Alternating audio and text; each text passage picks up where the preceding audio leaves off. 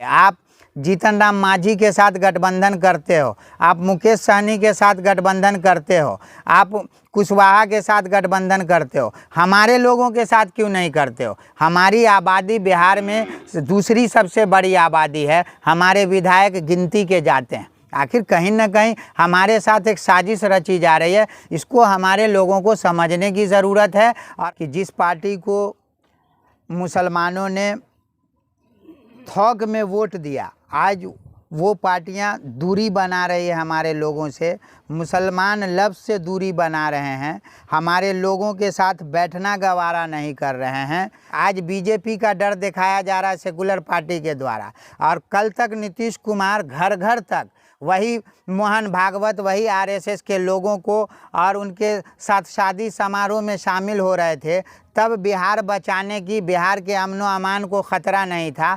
लेकिन जैसे ये अलग होते हैं, इनको मुसलमानों के वोट पे निगाह जाती है। सेकुलर का पैमाना तो यही है कि बीजेपी के साथ नीतीश जी थे तो उस वक्त सेकुलर थे, आज जब हट गए तो वो अब जो है सो बीजेपी दंगाई पार्टी हो गई, सिर्फ ये सेकुलर बच गए। जो पार्टी 3 सीट की औकात नहीं थी बिहार में, आज 70-72 सीट किसने पहुंचाया? ये 70 सालों से मुसलमानों ने सेकुलर पार्टियों को वोट दिया। और आज आप बिहार की अगर बात करें तो बिहार में एक वक्त था जब लालू यादव ने अडवाणी जी का रथ रोका और एक मैसेज दिया मुस्लिम कम्युनिटी को कि हम राम मंदिर के मामले को लेकर के बिहार के अमन अमान को ख़राब नहीं होने देंगे। अडवाणी के रथ को रोका और उसके एवज में मुसलमानों ने 15 सालों तक थोक में वोट दिया। लेकिन आज वही पार्टी के नेता के बेटा का बयान आता है कि हम राम मंदिर बनाने के लिए पहला ईंट लेकर के जाएंगे, और मुसलमानों से उस पार्टी ने दूरी बना ली। अभी एक कोई बाबा है जिसको रोकने की बात ये लोग कर रहे हैं कि बिहार में नहीं आने देंगे, जेल में डाल देंगे अडवाणी की तरह। तो हम तो पूछना चाहते हैं उन पार्टियों से कि आपने अडवाणी को रोका, क्या राम मंदिर नहीं बना क्या है? मुसलमानों से आपने वोट लिया, इस बाबा को रोकने के लिए आपको किसने कहा? बाबा आए या कोई आए, जब मोहन भागवत आते हैं बिहार में, जब अमित शाह आते हैं कहते हैं कि हम टांग देंगे लोगों को, टांग करके सजा देंगे, जब ये परवीन तोगड़िया आकर के अनाप शनाप बोलते हैं, तब इन सेकुलर पार्टियों के नेता कहाँ होते हैं? तब हमारे लोगों की सुरक्षा की बात कहाँ होती है? हमारे लोगों के खिलाफ जो बोला जाता उस वक्त उस पर FIR क्यों नहीं करते?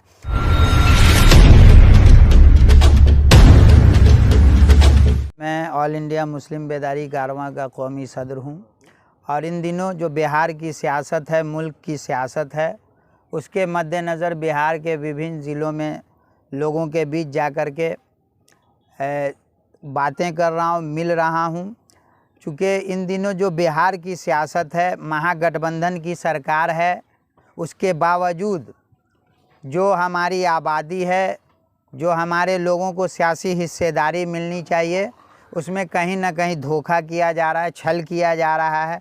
आज हालात ये हो गए हैं कि जिस पार्टी को मुसलमानों ने थोक में वोट दिया, आज वो पार्टियां दूरी बना रही है हमारे लोगों से, मुसलमान लफ्ज़ से दूरी बना रहे हैं, हमारे लोगों के साथ बैठना गवारा नहीं कर रहे हैं।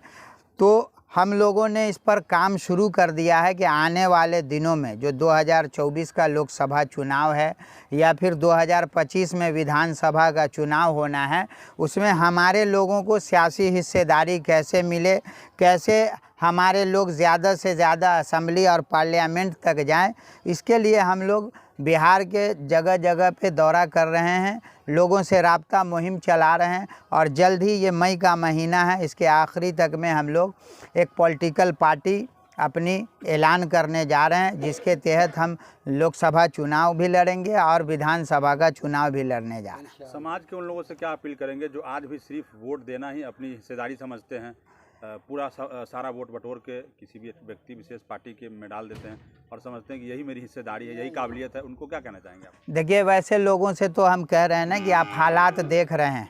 70 सालों से मुसलमानों ने सेकुलर पार्टियों को वोट दिया, और आज आप बिहार की अगर बात करें तो बिहार में एक वक्त था जब लालू यादव ने अडवाणी जी का रथ रोका और एक मैसेज दिया मुस्लिम कम्युनिटी को कि हम राम मंदिर के मामले को लेकर के बिहार के अमन व अमान को ख़राब नहीं होने देंगे।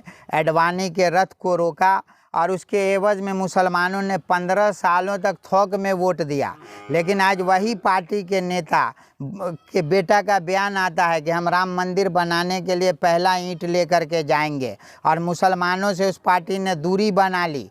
तो लोगों को हम मैसेज देते हैं कि आपने वोट दिया लेकिन आपको हिस्सेदारी नहीं दी गई, असेंबली में आपके लोगों की तादाद ख़त्म हो गई। सारी जो सेकुलर पार्टियां, उसका मिशन एक है कि किस तरह से मुसलमानों को पार्लियामेंट और असेंबली जाने से रोका जाए, और ये सबसे ख़तरनाक लड़ाई है। जब तक आपके लोग पार्लियामेंट और असेंबली में नहीं होंगे, आपकी आवाज़ कोई नहीं सुनेगा। इसलिए हम लोगों से अपील करने आए हैं कि हम कोई ख़ास समुदाय के लिए नहीं, सभी को साथ लेकर के चलने की बात करने आए हैं और एक मजबूत प्लेटफॉर्म, सियासी प्लेटफॉर्म देने आए हैं। आप हमारे साथ आएँ और हम आपकी सियासी हिस्सेदारी की लड़ाई लड़ेंगे। असेंबली में आपके लोगों की तादाद बढ़ाएंगे, लेकिन ये जो फर्जी सेकुलर है, जो इनके दलाल गुर्गे घूमते हैं, इनसे बचने की ज़रूरत।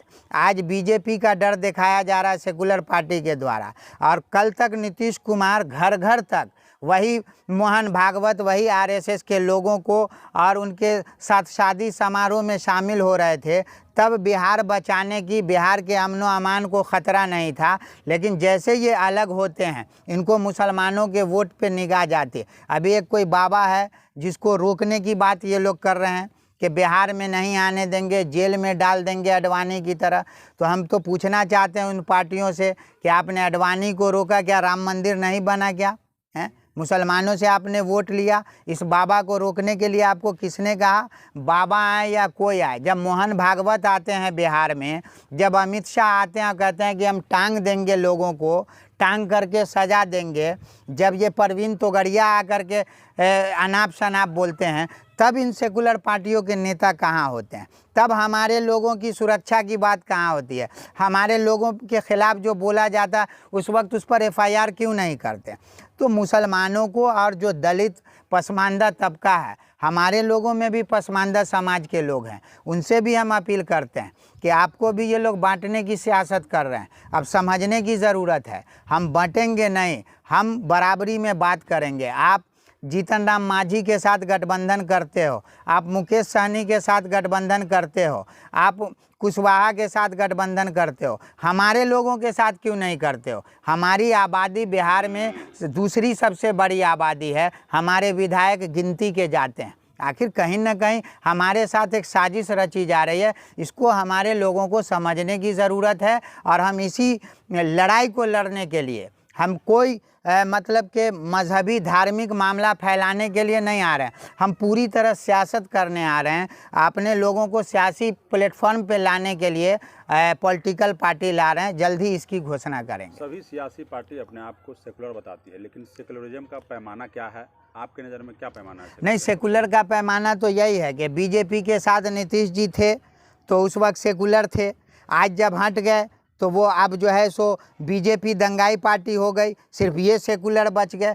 जो पार्टी 3 सीट की औकात नहीं थी बिहार में, आज 70-72 सीट किसने पहुंचाया? यही सेकुलर समाजवादी नेताओं ने बिहार में उनको जगह दी। आज जगह जगह गुंडागर्दी हो रही है, मॉब लिंचिंग हो रही है। आपको बिहार शरीफ जला दिया गया, आपको सासाराम जला दिया गया, दरभंगा को हिंदू राष्ट्र का बैनर लगा करके उसको टारगेट किया गया। ये एक फर्जी है, एक ढोंग है सेकुलर पार्टियों का।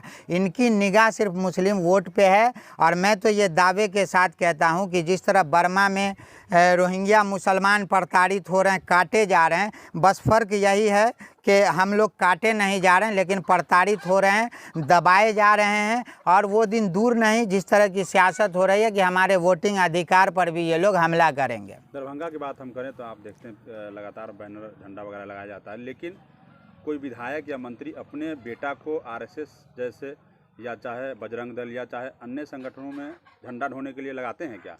नहीं, बिल्कुल नहीं लगाते हैं। दरभंगा मिथिलांचल की जो सरजमीन है, बड़े बड़े लीडर वहाँ रहे हैं, भले ही आज सत्ता में नहीं हैं, अपने किए की भुगत रहे हैं, लेकिन आप देखिए कि इन दिनों मिथिलांचल को मोहन भागवत ने सेंटर बना लिया है।